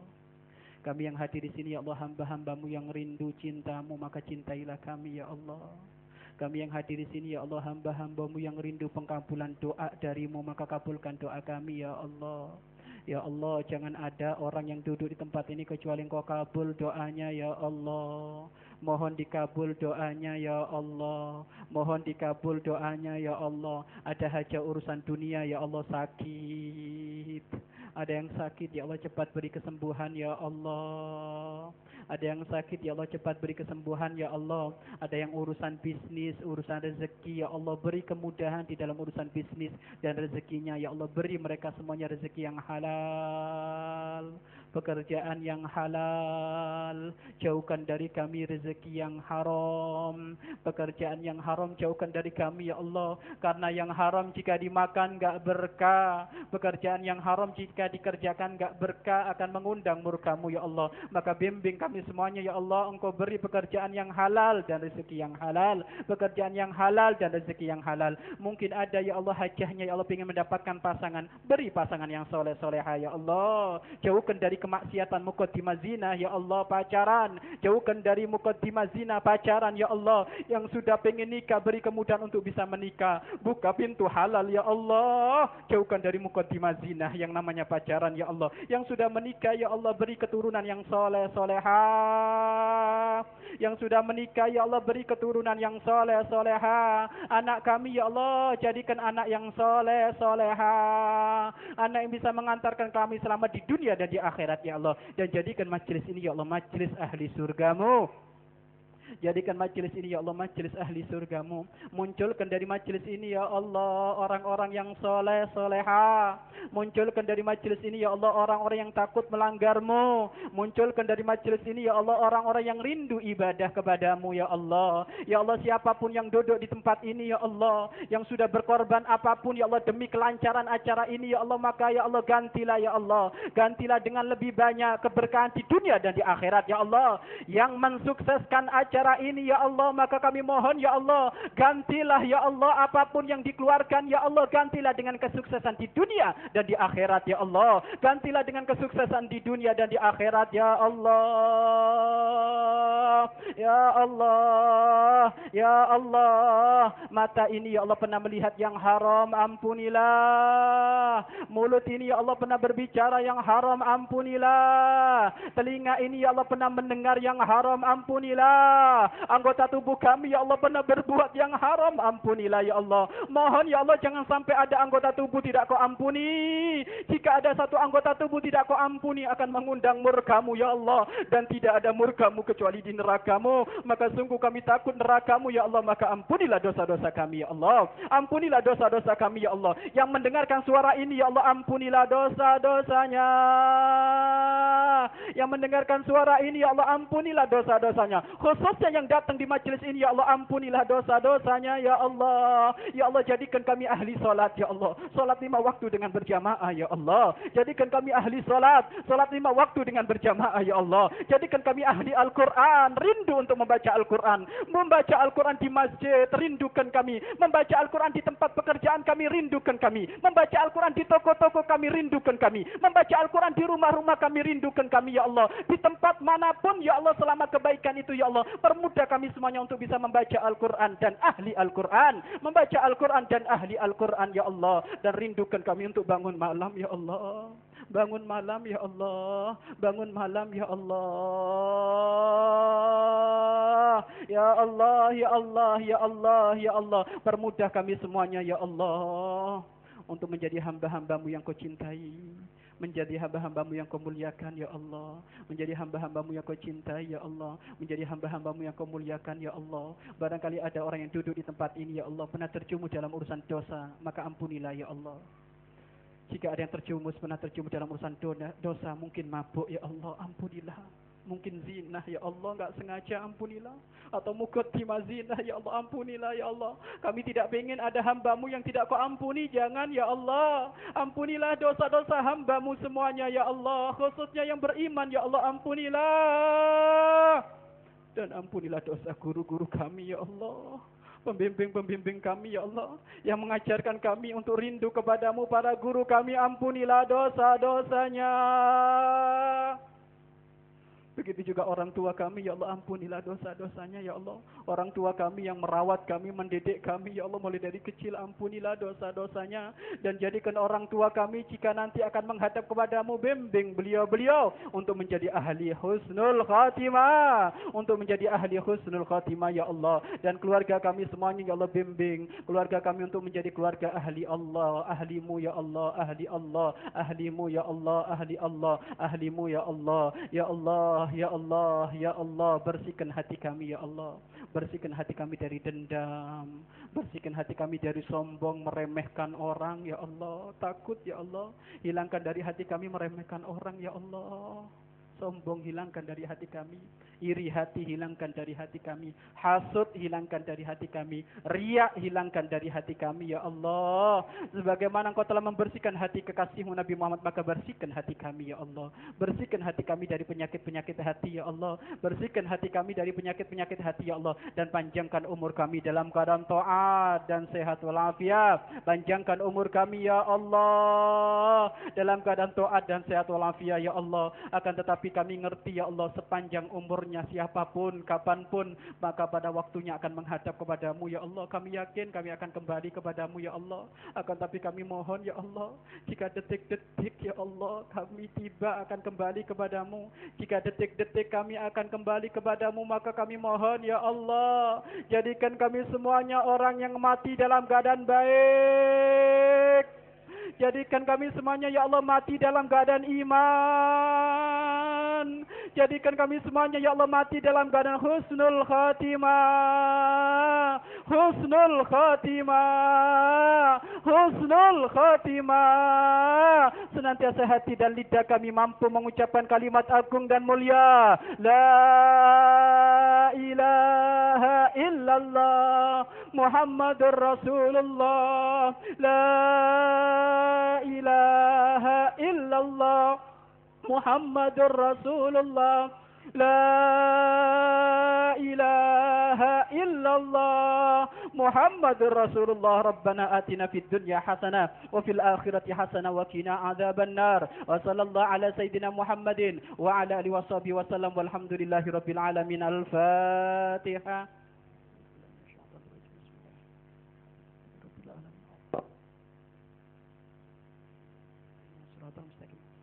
Shiratal ladzina an'amta 'alaihim ghairil maghdubi 'alaihim waladdallin. Amin. Terima kasih. Jangan lupa orang tua kami ya, Jumat ketiga di Masjid Al-Furqon. Bulan depan Jumat ketiga di Masjid Al-Furqon. Adapun malam Ahad keempat ada di Masjid Al-Mukarramah.